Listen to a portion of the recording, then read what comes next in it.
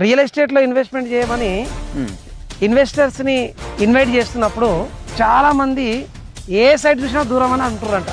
మన టీం నుంచి రివ్యూస్ వచ్చినాయి మనకి. ఇవి వాళ్ళని ఎట్లా కన్విన్స్ చేయాలి? నిజంగా దూరం ఉంటుందా సైట్లు, లేకపోతే అది ఇన్వెస్టర్స్ మైండ్ సెట్?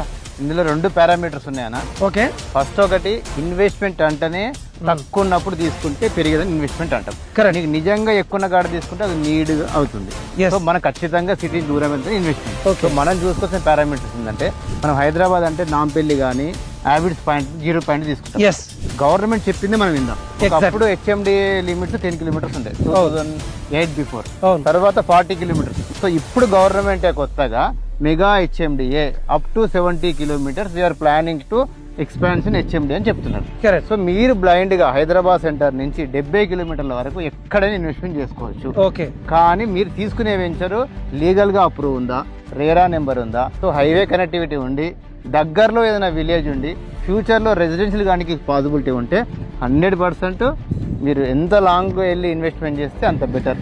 10,000 రూపీస్ మీరు ఇన్వెస్ట్మెంట్ చేస్తే 100% 10 years లో you will see the great magics in Hyderabad. సినిమాలో రియల్ గా కుక్కడిపల్లి ఎవరు ఉంటారన్న డైలాగ్ కానించి కుక్కడిపల్లిలో మనం కొనలేమన్న డైలాగ్ మనం వచ్చినాం. ఎగ్జాక్ట్లీ కుక్కడిపల్లి నుంచి 70 కిలోమీటర్ దూరం రియల్ ఎస్టేట్ నడుస్తుంది. మీరు దూరం వెళ్ళినా సరే కానీ జాగ్రత్తగా చూసుకొని కొనుక్కోండి.